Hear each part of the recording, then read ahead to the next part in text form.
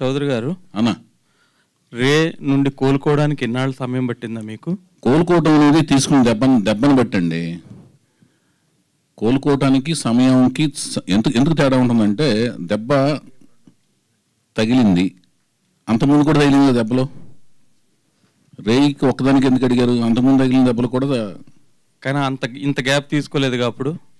అది మీకు కనపడుతుంది. గ్యాప్ను బట్టి మీరు ఎక్కువ దెబ్బ తగిలిందని మీరు అనుకుంటున్నారు. మీరు ఎందుకు అనుకుంటున్నారు మీరు చెప్పాలి. అంటే గ్యాప్ రావడానికి వేరే కారణాలు చాలా ఉన్నాయి. అవన్నీ ఏంటంటే సినిమా రిలేటెడ్ కాదు. అది సినిమా రిలేటెడ్ కాదన్నది. అంటే గ్యాప్ తీసుకోవటం సినిమా రిలేటెడ్ కాదు.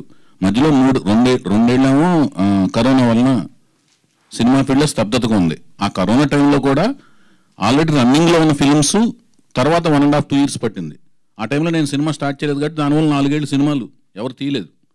కరోనా టైంలో తీయని వాళ్ళందరూ కూడా 4 ఏళ్ళు ఆగిపోయారు. అది 4 ఏళ్ళు తీసేయచ్చు. నేను రేయి వలన రేయి తర్వాత 4 ఏళ్ళు గ్యాప్ ఉంది. అందులో 2 ఏళ్ళు గ్యాప్ జెన్యూను, 2 ఏళ్ళేమో నేను అదే రేయి సినిమా ఎఫెక్ట్ 2 ఏళ్ళు ఉంటుంది, 1.5-2 years. నాకు సినిమాకి 2 years గ్యాప్ జనరల్ కావాలి. నేను రెడీ అయ్యాను, రెడీ అయ్యే టైంకి కరోనా వచ్చింది. అంటే ఇప్పుడు ఎన్నాళ్ళ నుండి కథానాయకుడిని వెతుకుతున్నారు మీరు? కథానాయకుడిని రేయికి ముందు, కరోనాకు ముందు నుంచి దాదాపు 2018 ఎండ్ నుంచి ఎతుకుతున్నాను. అంటే అప్పటికి మీ దగ్గర కథ ఉందా? కథ ఉంది.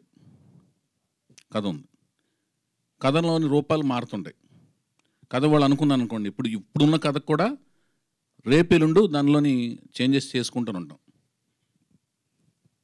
ఇప్పుడు కేజీఎఫ్ సినిమా వచ్చిందండి. కేజీఎఫ్ అనేది ఒక ట్రెండ్ అనుకుంటే నెక్స్ట్ కాంతార కథ వచ్చి మీకు చెప్పాను అనుకోండి, మీరే ప్రొడ్యూసరు. మా కేజీఎఫ్ టైంలో కాంతార కథ చెప్తున్నాడు ఇంటర్వ్యూడు, పూనకం అంటున్నాడు, అడవిలోకి వెళ్ళి మాయమైపోతాను అంటున్నాడు. ఎలా చూస్తారు ఈ సినిమా? వీడి కదా పిచ్చి పట్టింది అనేసి మీరు ఒప్పుకోరు. అది కేజీఎఫ్ ట్రెండ్లో ఉంటే కాంతార లాంటి కథ చెప్పి మనుషులు ఈ రోజుల్లో మాయమైపోవటం ఏంటి? అడవిలోకి వెళ్ళి పిచ్చి పట్టింది ఇలాంటి కథలు చెబుతున్నాడు అనుకుంటారు. కానీ థియేటర్లో కూర్చొని చూస్తేనే దాన్ని ఊహించలేరు. ఇన్వెస్టర్ దాన్ని ఊహించలేడు. డైరెక్టర్ కెన్ ఇమాజిన్, ఆ తర్వాత ఇన్వెస్టర్ కెన్ ఇన్వెస్ట్, లేకపోతే డైరెక్టర్ కెన్ ఓన్లీ ఇన్వెస్ట్. నా సినిమాలకు ఎక్కువ శాతం నేనే ఇన్వెస్టర్, నేనే క్రియేటర్. మీరు పరిచయం చేసిన హీరోలు, మీరు పనిచేసిన హీరోలు ఇప్పుడు మంచి పొజిషన్లో ఉన్నారు. రామ్ గారు కానీ, సాయిధరం తేజ్ గారు కానీ, నాగార్జున గారు కానీ, వాళ్ళని ఎవరిని అప్రోచ్ అవ్వకుండా మళ్ళీ 10 years తర్వాత కొత్త హీరోతోటే మళ్ళీ చేయడం అన్నది చిన్న రిస్క్ ఫ్యాక్టర్ అవుదా? నేను ఫస్ట్ ఫిలిం నుంచే నాగార్జున గారు ఇందాక ఇచ్చిన స్పీచ్లోనే నాగార్జున గారు అవకాశం ఇస్తానన్నప్పుడు నాకు కొత్త హీరో కావాలన్నాను. ఐ వాంట్ టు, అంటే నేను దానికి ఇన్వెస్ట్మెంట్ కూడా లోపల ఆ క్యారెక్టరిస్టిక్స్ నాలో డెవలప్ అవడానికి మెయిన్ కారణం ఎన్టీ రామారావు గారండి. మాకు భయం ఉండదు, ఆత్మవిశ్వాసం ఉంటుంది.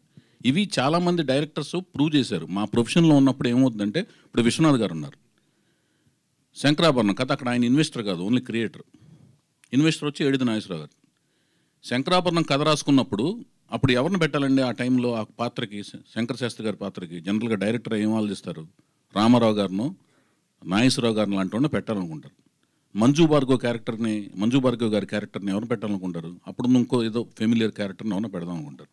మంజు భార్గవ్ గారికి అప్పుడు మలయాళం సినిమాల ద్వారా వేరే ఇమేజ్ ఉంది. ఆవిడని దిగొచ్చి ఆ ప్రముఖ క్యారెక్టర్లో ఆవిడకు ఒక సంగీతం పట్ల, సాహిత్యం పట్ల ఒక మక్కువ ఉన్న క్యారెక్టర్ కింద పెట్టారు ఆవిడని. ఓకేనండి. శాస్త్రి గారి కిందేమో, అదే శంకర శాస్త్రి గారి కిందేమో ఒక పెద్ద హీరో దగ్గరికి వెళ్లకుండా ఒక కొత్త అతను దిగుచ్చి పెట్టారు. దానికి ఏంటంటే డైరెక్టర్ ఉన్న శక్తి, ఆత్మవిశ్వాసంతోనే ఆ స్క్రిప్ట్ నేను ఆ పోర్ట్రేట్ చేయగలిగిన శక్తి ఉంటుంది. నాకు అసలు ఏమీ భయం లేదండి, ఇన్సెక్యూరిటీ లేదు. ఇన్సెక్యూరిటీ లేనప్పుడే, అంటే ఇప్పుడు వెళ్ళిపోయి అతను వెళ్ళి అడిగేద్దాం, నేను క్రియేట్ చేసిన రామ్ దగ్గరికి వెళ్ళి అడుగుదాం, ఆలోచన రాదు నాకు. మరి ఆ ఇన్సెక్యూరిటీ లేనప్పుడు ఎన్టీఆర్ ఫ్యామిలీ నుంచి తెచ్చుకోవడం, ఎన్టీఆర్ బ్యాన్ రైడ్ చేయడం ఎందుకు? నేను వెతుకుతున్నా కొత్త హీరోని ఎవరైనా తీసుకురావచ్చు. అదేనండి, మీరు అడిగేది ఏంటంటే అతనే ఎందుకు అని మీకు ఫీలింగ్. నేను చెప్పేది ఏంటంటే లేదు, ఆత్మవిశ్వాసం లేదు. అంటే మీకు ఏంటంటే నాకు నచ్చకపోతే ఇతనే తీసుకొని అంటున్నా. అది కాదు సార్, ఆత్మవిశ్వాసం ఉన్నప్పుడు ఒక కొత్త వేరే చేసి చూపించే కదా. ఇప్పుడు ఆదిత్య ఓం ఉన్నాడు, ఉత్తరప్రదేశ్ అతను, నాకు తెలియదు, 1 year బ్యాక్ తెలుసు నాకు. అతను 1 year బ్యాక్ అతను వేరండి. I promise and I swear అండి, you can enquiry check with Aditya Om also. నేను హీరోయిన్ కోసం వెళ్తే అతను కనపడ్డాడు నాకు. ఇది వెరైటీగా ఎనర్జెటిక్గా ఉన్నాడే, ఫంకీ స్టైల్లో చాలా బాగున్నాడు.